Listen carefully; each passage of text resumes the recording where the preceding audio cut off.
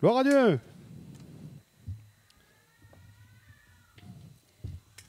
Amen.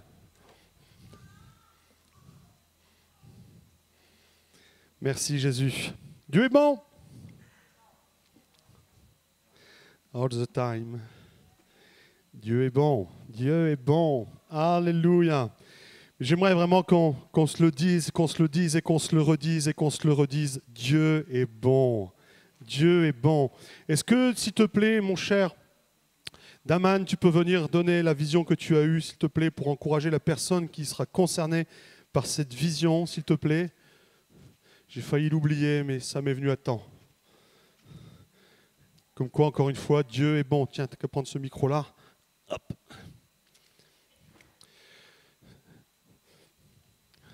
Parle, il va venir le son. Voilà. Bonjour tout le monde. En fait, dans une vision que Dieu m'a accordée, je voyais une sœur de cette église qui est célibataire, qui est vêtue d'une robe blanche, un bouquet de fleurs à la main. Elle était assise sur un banc dans un jardin. Elle attendait quelqu'un. Celui qui l'attendait le voyait en intermittence. Je dirais, des fois elle le voyait, des fois il ne le voyait pas. Quand elle le voyait, elle était dans une joie vraiment magnifique. Et quand il n'est pas là, elle est avec des larmes. Mais le Seigneur, ce que tu dis, ma sœur, c'est que cet homme que tu désires, ce n'est pas mon désir à moi. Pourquoi? Parce que sur ce même banc, là où tu es assise, il y a quelqu'un qui est assis à côté de toi. Tu ne le voyais pas. En fait, c'est le Seigneur qui te réserve quelque chose de merveilleux, ma sœur. Il te dit, confie-toi en moi. Je te guiderai. Je te réserve vraiment un avenir joyeux, radieux. Parce que tu as de la valeur à mes yeux, je veux que tu viennes à moi. En fait, le verset qu'il m'a donné, c'est dans Ésaïe 43, au verset 4. Parce que tu as de la valeur à mes yeux, parce que tu as de l'importance et que je t'aime, je donne des hommes à ta place, des peuples en échange de ta vie. Ma sœur, ce que le Seigneur attend, c'est que tu te confies entièrement à lui, que tu aies confiance en sa parole, parce qu'il te réserve quelque chose de merveilleux réellement. Amen. C'est bon ça. Ton prince charmant va arriver, Dieu le prépare. Patience. Ah, je sais que la patience pour les femmes, c'est dur des fois. Ah, je suis désolé, j'en ai une à la maison, je sais de quoi je parle.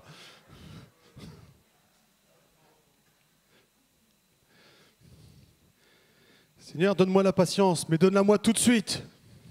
Mais je plaisante, bien sûr.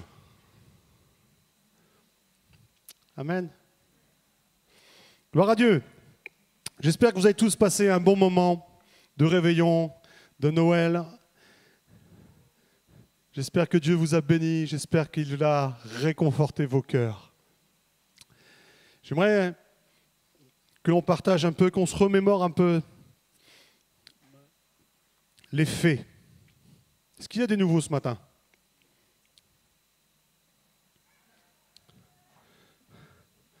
Gloire à Dieu. On va prendre Luc chapitre 1, versets 26 à 38. Nous avons partagé l'évangile.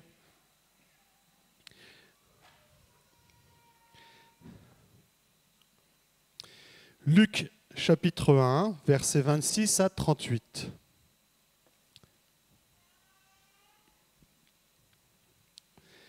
Versets 26 à 38. Au 6e mois, l'ange Gabriel fut envoyé par Dieu dans une ville de Galilée appelée Nazareth, auprès d'une vierge fiancée à un homme de la maison de David, nommé Joseph. Le nom de la vierge était Marie. L'ange entra chez elle et dit : « Je te salue, toi à qui une grâce a été faite. Le Seigneur est avec toi. » Troublée par cette parole, Marie se demandait ce que pouvait signifier une telle salutation. L'ange lui dit : « Ne crains point, Marie, car tu as trouvé grâce devant Dieu. Et voici, tu deviendras enceinte, et tu enfanteras un fils, et tu lui donneras le nom de Jésus.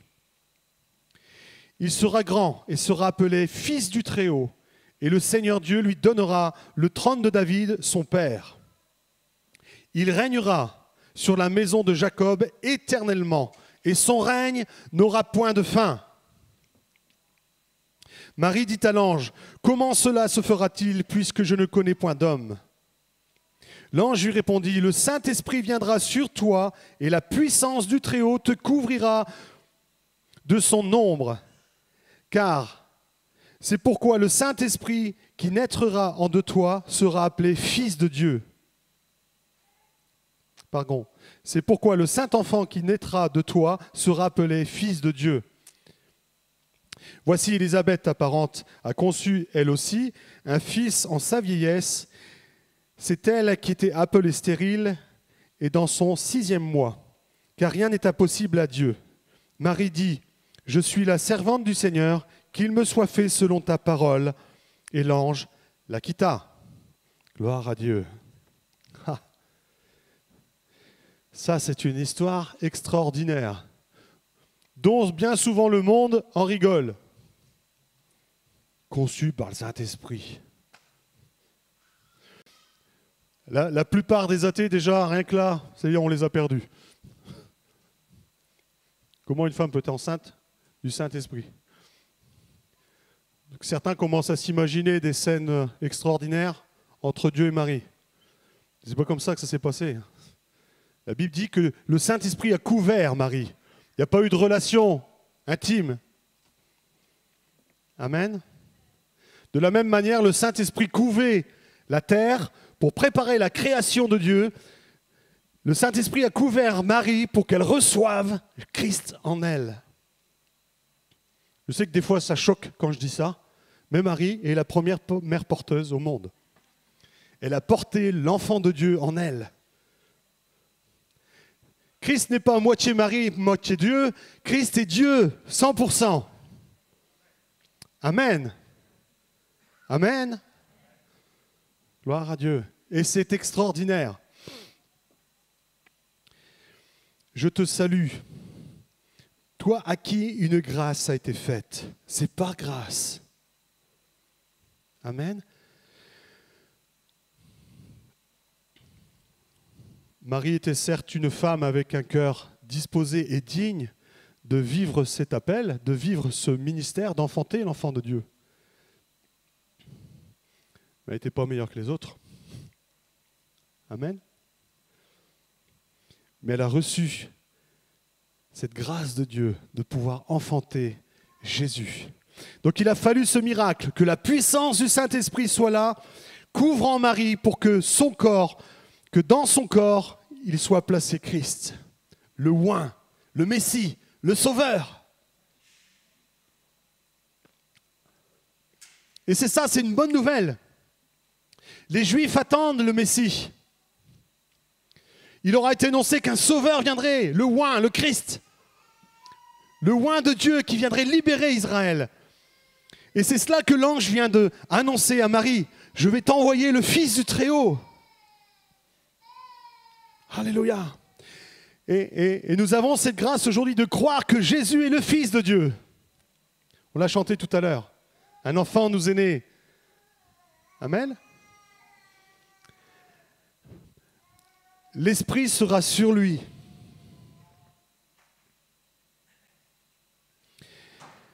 Mais avant d'aller plus loin, ce que nous venons de lire était prophétique.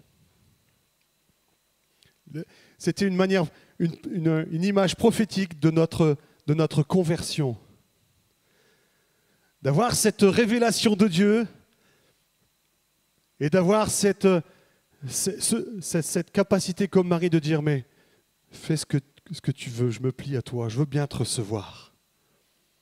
Et en chacun de nous, nous avons reçu le Saint-Esprit. Tous ceux qui acceptent Christ reçoivent le Saint-Esprit. Ils sont nés de nouveau. Ça, c'est une bonne nouvelle. De la même manière, tous sont devenus maudits par la chute d'Adam. et de Ève. De la même manière, le salut vient par un seul homme, Jésus-Christ. Amen. Et c'est en acceptant Christ dans sa vie que nous recevons le Saint-Esprit. Cette lecture est prophétique sur nos vies. Amen. Alors, nous n'avons pas tous eu la visite d'un ange, mais nous avons tous été touchés à un moment donné par Dieu. Tu ne peux pas donner ta vie à Jésus si tu n'as pas été touché par lui. Amen. On ne peut pas l'inventer, on ne peut pas le fabriquer. C'est parce qu'on vit à un moment donné, on est touché par l'amour de Dieu, on ressent les choses, on est touché, et on abdique, on dit, ouais, je veux vivre ça, viens Jésus, viens en moi. Moi je sais que là, quand on m'a annoncé la bonne nouvelle, il y avait 2 frères qui témoignaient. Un qui était connu et reconnu pour être le plus grand fêtard du village, le plus grand consommateur de toute drogue, ecstasy et compagnie. Et l'autre avait déjà un casier judiciaire depuis, je crois, à l'âge de 12 ans, il avait déjà un casier judiciaire. Donc c'est le plus gros caïd du village. Et ces 2 potes-là, que je n'avais pas vus pendant un an, commençaient à m'annoncer l'évangile. Et je voyais la paix et la joie dans leur cœur. Je les connaissais, je dis, mais qu'est-ce qui s'est passé chez eux, là? Mais qu'est-ce qui s'est passé chez eux? Et c'est le témoignage de chacun d'entre nous qui va donner envie aux autres. C'est notre témoignage qui va donner le témoignage de Christ. C'est ce que tu vis en Christ qui va donner envie aux autres de se donner à Christ. Oui ou non? C'est en ce sens que Jésus nous dit, vous serez mes témoins. Vous serez mes témoins. Un témoin, c'est quoi?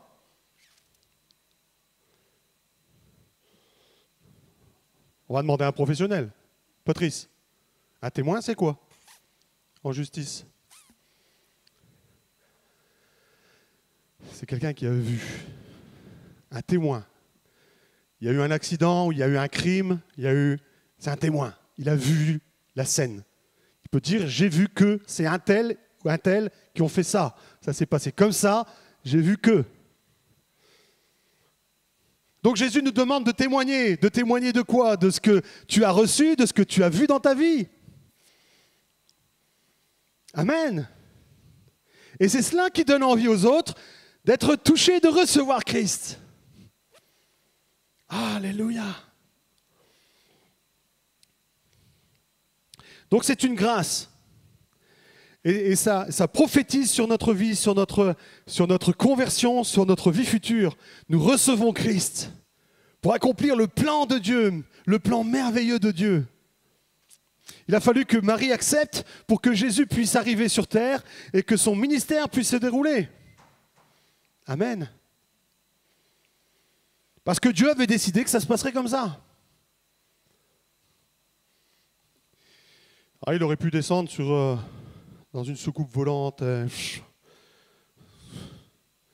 un peu à la Superman et tout. Non, Dieu avait décidé qu'il serait enfanté dans le corps d'une femme qu'il aurait choisie lui-même. Dieu a des plans précis, il sait ce qu'il fait. Il ne fait rien au hasard. Et Dieu a décidé de maintenant que chacun de ceux qui croiront et qui accepteront Christ recevront son esprit pour être à nouveau, nous, ses témoins. C'est le plan de Dieu. L'Église est le plan de Dieu. Ta conversion est le plan de Dieu. C'est pas merveilleux? Amen. Vivement que le Covid arrête, que je puisse voir vos visages, parce que les masques, franchement, on demande, ils sourient, ils font la tête, ils font quoi? Allez, on va aller plus loin. Matthieu, au chapitre 2, versets 1 à 20.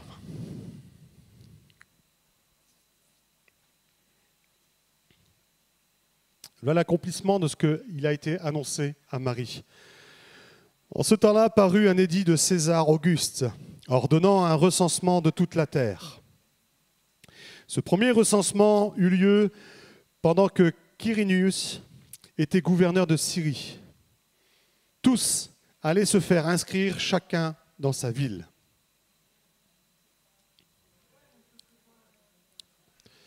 Pardon?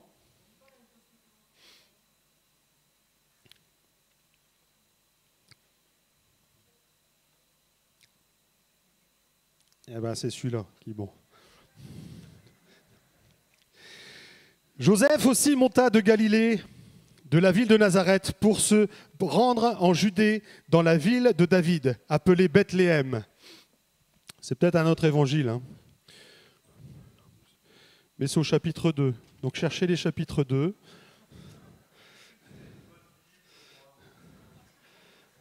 Seigneur, bénis Jean-Jacques. C'est Luc 2. Voilà. On va y arriver. M'en voulez pas, ça va. C'est bon, ils m'ont pas viré. Donc je reprends au verset 4. Joseph aussi monta de la Galilée, de la ville de Nazareth, pour se rendre en Judée, dans la ville de David, appelée Bethléem, parce qu'il était de la maison, de la famille de David, afin de se faire inscrire avec Marie, sa fiancée, qui était enceinte. Pendant qu'ils étaient là, le temps où Marie devait accoucher arriva, et elle enfanta son fils premier-né. Elle l'emmaillota et le coucha dans une crèche, parce qu'il n'y avait pas de place pour eux dans l'hôtellerie. Il y avait dans cette même contrée des bergers qui passaient dans les champs la veille de la nuit pour garder leurs troupeaux. Et voici, un ange du Seigneur leur apparut, et la gloire du Seigneur resplendit pour eux, autour d'eux. Ils furent saisis d'une grande frayeur, mais l'ange leur dit, « Ne craignez point, car je vous annonce une bonne nouvelle, qui sera pour tous les peuples sujet d'une grande joie. C'est aujourd'hui, dans la ville de David, il vous est né un sauveur, qui est le Christ, le Seigneur. Et voici à quel signe vous le reconnaîtrez. Vous trouverez un enfant emmailloté et couché dans une crèche. » Et soudain, il se joignit à l'ange une multitude de l'armée céleste, louant Dieu et disant « Gloire à Dieu dans les cieux très hauts, et paix sur la terre parmi les hommes qui l'agréent. » Lorsque les anges les eurent quittés pour retourner au ciel, les bergers se dirent les uns aux autres, « Allons jusqu'à Bethléem et voyons ce qui est arrivé, ce que le Seigneur nous a fait connaître. » Ils y allèrent en hâte. Ils trouvèrent Marie et Joseph et le petit enfant couché dans la crèche. Après l'avoir vu, ils racontèrent ce qui leur avait été dit au sujet du petit enfant. Tous ceux qui les entendirent furent dans l'étonnement de ce qu'il leur disait.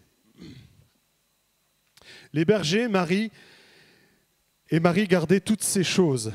Elle les repassait dans son cœur. Et les bergers s'en retournèrent glorifiant et louant Dieu pour tout ce qu'ils avaient entendu et vu. Ils étaient conformes à ce qui leur avait été annoncé. Amen. Encore une affaire d'ange.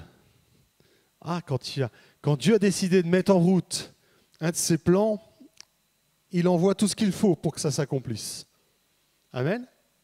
C'est pour ça que je ne sais pas ce qui a été prophétisé sur ta vie, ce que tu as reçu sur ta vie, mais t'en inquiète pas. Quand Dieu va décider que le temps est arrivé de rentrer dedans, il mettra tout en œuvre, il enverra tous les moyens pour que tu rentres dedans. Amen. Encore une fois, c'est une affaire de patience. Amen. On voit que les bergers sont avertis par les anges. Ils sont avertis de cette bonne nouvelle que Christ est né, que Christ est arrivé sur la terre. Alors je réfléchissais à ça. Pourquoi les bergers? Pourquoi pas le forgeron? Pourquoi pas le menuisier? Pardon? Non, puis je crois que c'est un... Enfin, ils étaient pas dans leur bergerie, ils n'étaient pas dans leur ferme, ils étaient avec leurs troupeaux, ils étaient en dehors de toute vie civilisée, ils étaient coupés du monde. Un berger, tu es seul dans ta montagne. Et il n'y a pas mieux que de prendre du recul pour être un cœur disposé, un cœur qui médite. ils étaient disposés à recevoir. Tous les autres étaient occupés. Tous les autres étaient occupés dans leur maison. C'est quand tu es dans le brouhaha de ta famille, quand tu es dans le brouhaha de ta vie, quand tu es pris dans le train de sa vie, tu n'es pas en disposition à recevoir quoi que ce soit. Tu es complètement préoccupé par le train de ta vie. Tu es attiré, et Dieu a difficilement moyen de te parler. Tandis que quand on prend du recul, même Jésus l'avait compris, il prenait du temps, il savait se mettre à part, il montait à la montagne, il disait bien à ses disciples, laissez-moi tranquille, je me mets à part, je vais consulter mon Père quelque temps. Il avait besoin de s'extirper de ce train du monde pour recevoir les directives de Dieu. Et là, les bergers étaient tout simplement disposés à recevoir. Amen. C'est en tout cas ce que j'ai compris là dans cette lecture ponctuelle. Et arrêtons-nous 5 minutes sur ce fait. Sommes-nous capables aujourd'hui de prendre du recul dans cette vie de cinglé que nous vivons? Dieu a besoin de nous parler. Dieu veut nous dire des choses. Mais il y a une autre parabole que Jésus nous a donnée, on l'a entendu il y a peu de temps, sur les noces. Le maître qui prépare des noces. Et à un moment donné, les noces arrivent, il appelle tout le monde. Et tous trouvent une excuse bidon. Et bien souvent, nous avons des excuses bidons, légitimes mais bidons face à Dieu, pour ne pas rentrer dans sa présence, pour ne pas prendre du temps et le consulter. Ça fait combien de temps que tu n'es pas allé dans ta chambre haute? Ça fait combien de temps que tu n'es pas monté sur ta montagne? Ça fait combien de temps que tu n'as pas entendu la voix de Dieu? Amen. J'aimerais vous dire que logiquement, je ne dis pas que c'est plus possible, mais logiquement, les anges n'ont plus à venir nous apparaître pour nous parler. Pourquoi? Nous avons le Saint-Esprit en nous qui est là pour nous parler. Il est déjà en nous. Nous sommes branchés direct. Donc nous devons recevoir cette communication. Amen. Nous avons la Wi-Fi spirituelle. On n'a plus besoin de mandater un messager pour envoyer un message au roi. Nous avons la liaison directe avec le roi des rois. Mais c'est une grâce extraordinaire. Mais c'est paradoxal, c'est exactement ce que nous vivons dans le physique. Plus on a de moyens de communication, et moins on communique, et moins on est bon. Et plus on est seul. Et là, on a tous les moyens pour être communicant avec Dieu. Mais de voix en voix, combien de temps tu passes dans la prière? Bon là, c'est un mois particulier, le mois de décembre. Mais le jeudi soir, on est 2000 à prier le jeudi soir à l'intercession. En rêve.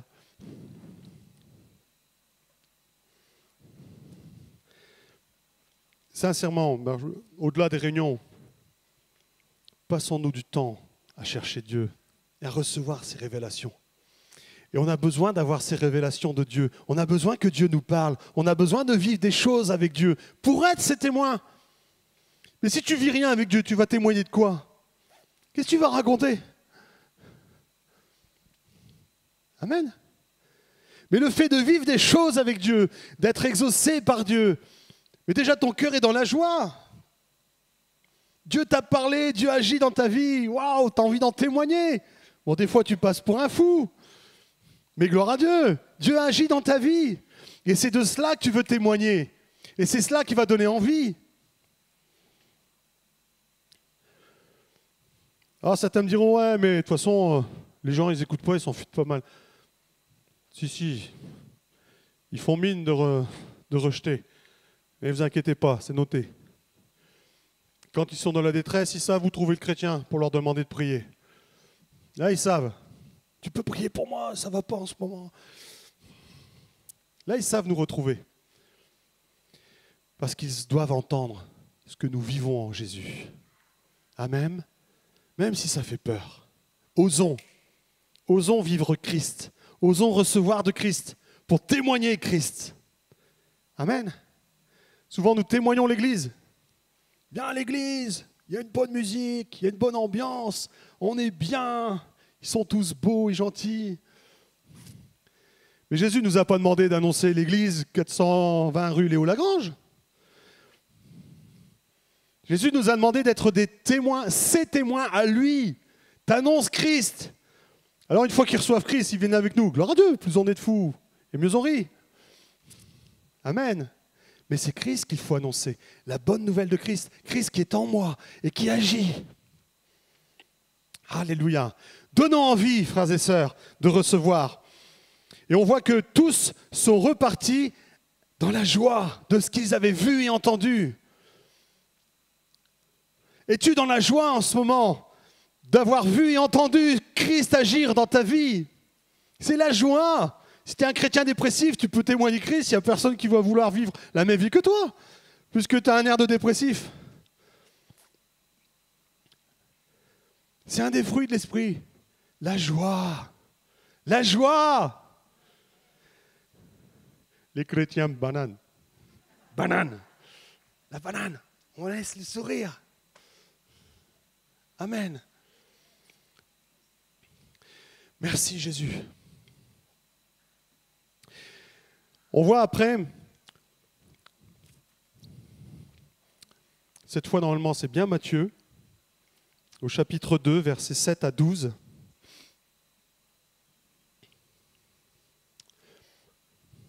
Matthieu 2, versets 7 à 12. Alors Hérode fit appeler en secret les mages et s'enquit soigneusement auprès d'eux depuis combien de temps l'étoile brillait. Et il les envoya à Bethléem en disant « Allez et prenez des informations exactes sur le petit enfant. Quand vous l'aurez trouvé, faites-le moi savoir, afin que j'aille moi aussi de moi-même l'adorer. » Après avoir entendu le roi, ils partirent, et voici, l'étoile qu'ils avaient vue en Orient marchait devant eux, jusqu'à ce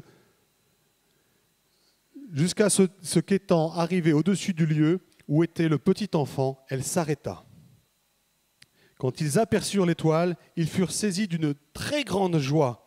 Ils entrèrent dans la maison, virent le petit enfant avec Marie, sa mère.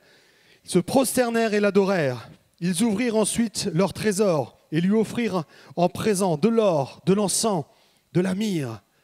Puis, divinement avertis en songe de ne pas retourner vers Hérode, ils regagnèrent leur pays par un autre chemin. Gloire à Dieu. Des mages sont envoyés par Hérode. Des mages décident de suivre la fameuse étoile. On entend des fois dire des scientifiques, ouais, à ce moment-là précis, il y avait une comète qui passait. C'est ce qui explique l'étoile qu'ont vue les mages. Je veux bien croire qu'il y avait une comète à ce moment-là. Je ne remettrai pas ça en question. Mais j'ai déjà vu des images, hein, c'est super, maintenant on peut tout voir. Des images de comètes passer. J'ai jamais vu une comète s'arrêter. Elle trace sa route. Elle ne demande rien à personne. Si c'était une comète, expliquez-moi comment elle a fait pour s'arrêter pile poil au-dessus de là où Christ était. C'est merveilleux. C'est merveilleux. Ce sont des mages. Certaines versions disent des rois mages. Des rois. Donc ce n'était pas des pecnos, j'allais dire. C'était des hommes cultivés, des hommes de science. Amen. Et ils ont suivi cette étoile qui les a guidés vers Christ. Et encore une fois, point commun avec les bergers, dès qu'ils ont vu Christ, ils ont été remplis d'une grande joie, d'une grande joie, d'une grande joie. Et à chaque fois qu'on parle de Christ, on nous parle de bonne nouvelle.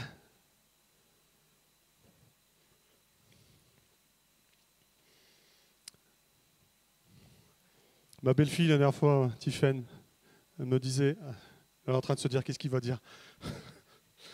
Ils ont reçu une enveloppe, République française, qui venait de Rennes. Eh oui, oh, on sait d'où ça vient, on sait que...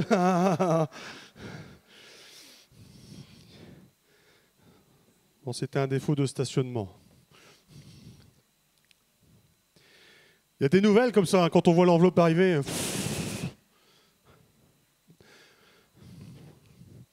Une fois ça va arriver, j'ai reçu le même courrier, je fais non, pas encore. J'ouvre, vous avez récupéré vos points. Ouais. Du coup, j'ai retrouvé la joie, la bonne nouvelle. Mais là, il ne s'agit pas de permis, il ne s'agit pas de points, il ne s'agit pas d'amende. Il s'agit d'une bonne nouvelle qui concerne notre avenir spirituel. Dieu nous dit que vous n'êtes plus condamnés, vous êtes éternellement dans la gloire, vous êtes éternellement sauvés. C'est une bonne nouvelle. Alléluia. Peu importe ce que tu vis aujourd'hui, même si c'est dur, même si tu sais que tu es destiné à vivre dans la présence de Dieu après. Ici, c'est juste un temps, bon, peut-être difficile à vivre. Mais ce qui est merveilleux, c'est que si j'ai donné ma vie à Christ, je suis destiné à vivre avec lui éternellement dans sa présence. Alléluia. Et c'est pour ça que ces Juifs-là, qu'ils soient bergers ou mages, quand ils ont vu Christ, ils ont été remplis d'une grande joie. Ça y est, le Messie est là. Ça y est. Bon, certains avaient une vision un peu trop politique de la chose. Ils se sont dit, ça y est, enfin, il va virer les Romains, on va pouvoir... Ben oui, on met souvent Dieu dans nos façons de voir, dans notre façon... On s'imagine plein de choses. Arrêtez de vous imaginer, de vous faire des films. Dieu va certainement faire autrement. Amen. Arrêtez d'interpréter les Écritures dans tous les sens, ça ne sert à rien. À coup sûr, on sera à côté de nos... Hein? Donc cette étoile était une étoile spirituelle qui a conduit les mages dans la présence de Dieu, qui a conduit les mages dans la présence de Christ. Et ils en éprouvèrent une grande joie. Et quand ils sont arrivés devant, ils se prosternèrent. Des rois se sont prosternés devant un bébé. Il fallait qu'ils soient animés de cette foi pour le faire. Il fallait qu'ils soient touchés par Dieu pour le faire. Imaginez-vous une seconde, Macron se prosterner devant Christ. On prie pour ça. Garantie compris.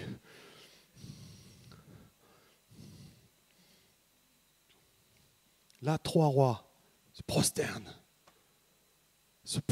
devant Christ. Et en plus, ils ne le font pas dans la contrainte, ils sont heureux de le faire. Ils sont heureux de se prosterner devant lui. Parce qu'ils ont été touchés.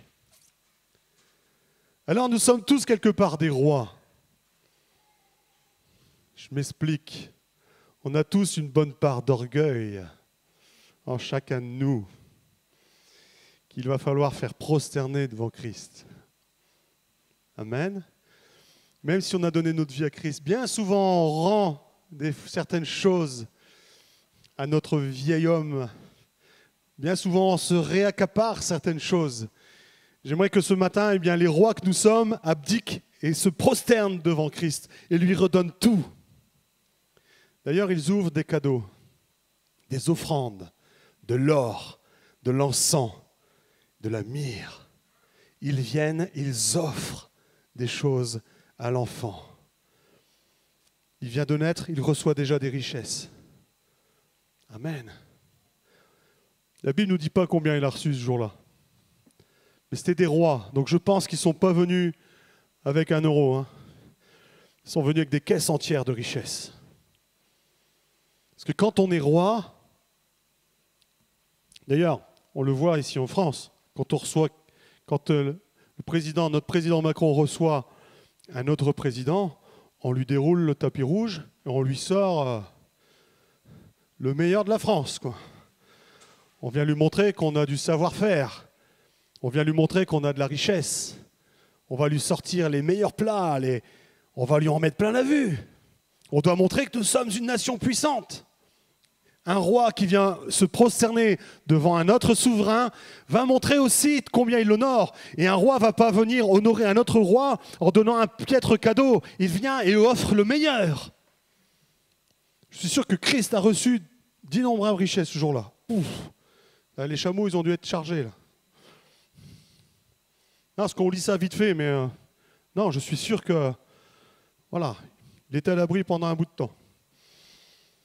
Amen.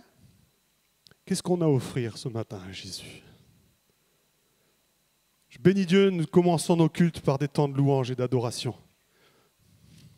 Et j'aimerais que chaque dimanche, et j'irai plus loin, chaque fois que nous nous approchons de Dieu, Seigneur, je viens t'offrir le meilleur de moi-même. Certains diront, mais moi je suis rien. Je suis rien. Mais c'est clair que nous ne sommes pas tous des rois, nous n'avons pas tous... Mais Dieu veut qu'on s'offre totalement à lui, qu'on lui offre notre reconnaissance. Parce que justement, nous avons été touchés par sa grâce, par son amour. Nous devons être remplis de cette joie que la bonne nouvelle rend en nous. Mais nous devons lui rendre. Qu'est-ce qu'on lui offre ce matin? Quel est l'hommage que nous lui offrons? Quelle est l'offrande que nous lui offrons? Amen. Combien sont bloqués dans des voies de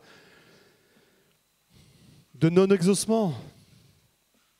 Oh, je pourrais bénir Dieu, mais quand je serai exaucé de cela? On a une louange ou une adoration conditionnelle parfois. Oui ou non? Parfois, ça arrive. Mais ce matin, Dieu nous invite à arrêter tout cela et tout lui offrir. Offrons-lui. Peu importe ce que tu as vécu, peut-être qu'on t'a blessé, peut-être qu'on t'a heurté, peut-être que tu es souffrant, peut-être que tu es souffrant et blessé à la fois. Peut-être que tu es préoccupé par ton présent et ton avenir, ou que le présent et l'avenir de tes enfants te préoccupent. Mais tout cela, dépose à la croix et offre à Dieu ta vie. Offre-lui. Sois libéré ce matin. C'est ça la bonne nouvelle.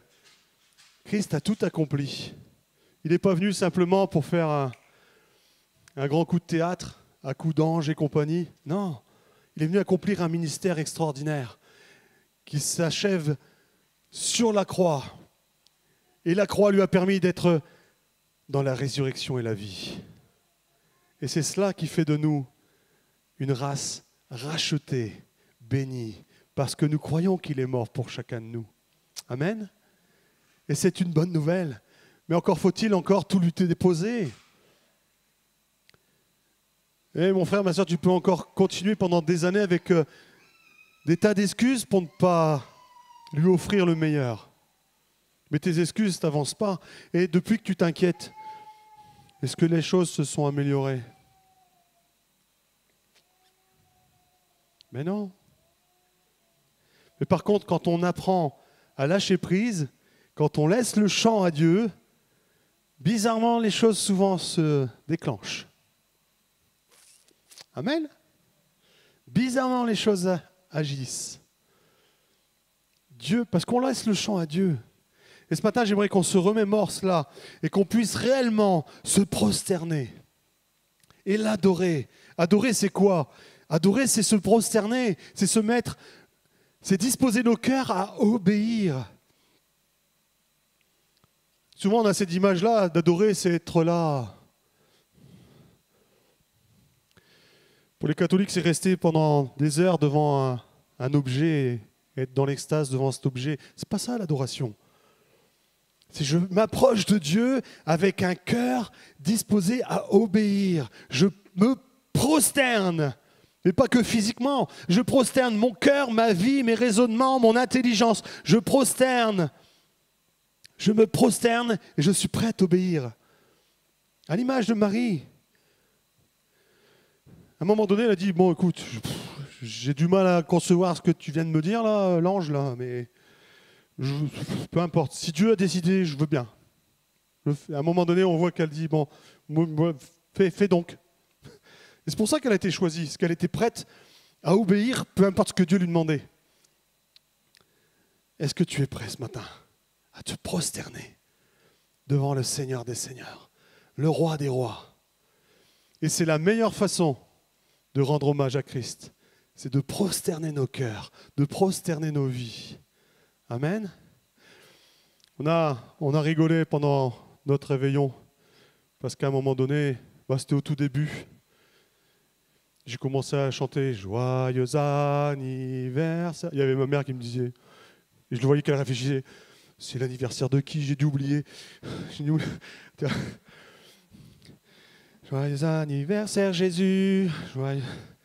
je dis ouais, c'est en fait l'anniversaire de Christ. Jésus a 2021 ans. À peu près. Mais le plus beau cadeau qu'on peut lui faire, c'est de prosterner nos cœurs, de prosterner nos vies. Il y a encore des choses où on n'a pas prosterné, on n'a pas soumis à Christ. Il y a des choses qu'on retient ou des choses qu'on a reprises. Donnons tout à Christ. Est-ce qu'on est prêt ce matin à le faire? Est-ce qu'on est prêt à le faire? Prosternons. Qu'as-tu à lui offrir? Je vais arrêter là ce matin. Courbons nos fronts, s'il vous plaît.